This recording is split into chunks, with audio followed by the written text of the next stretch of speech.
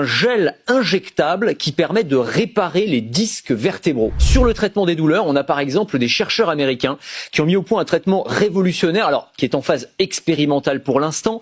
C'est un gel injectable qui permet de réparer les disques vertébraux. La plupart des douleurs de dos, elles sont liées au fait qu'on a des problèmes de disques intervertébraux. Et ce qu'ont mis au point ces chercheurs, c'est donc un gel donc qui est liquide à température ambiante qu'on va injecter avec une petite piqûre et qui va ensuite se solidifier, qui va venir se faufiler dans toutes les petites micro-fissures de ces disques vertébraux, se solidifier et les régénérer, si on peut dire. On se retrouve avec un dos qui est comme neuf. Sur les tests qui ont été réalisés, une soixantaine de patients, tous souffraient de lombalgie chronique et tous disent qu'au bout de quelques mois, eh bien, ils n'avaient plus aucune douleur. Ça serait-tu pas beau qu'on trouve une thérapie invasive comme injecter un gel à quelque part dans notre corps, puis ça règle la majeure partie des douleurs au dos?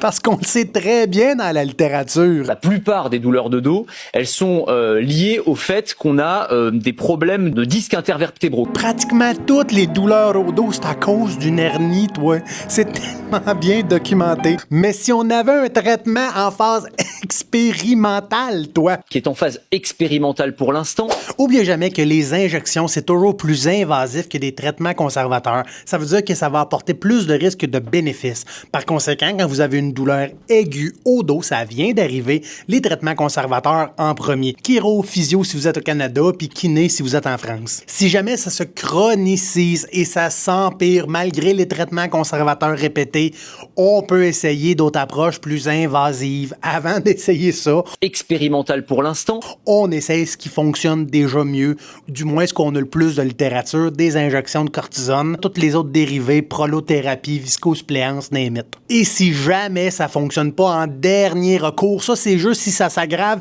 et que vous avez déjà essayé de faire un programme de renforcement, que vous essayez de redevenir plus actif, qu'on n'a pas de pensée négative, qu'on n'a pas de pensée catastrophique, puis on a retrouvé notre autonomie, puis que malgré tout ça, ça s'empire, la chirurgie peut être une option. Puis si jamais cette injection-là sort de l'aspect expérimental, puis on a vraiment de la recherche là-dessus, ben gâtez-vous. L'important, c'est que vous ayez mieux, que vous ayez moins de douleur, puis qu'on recommence à être actif. Bye.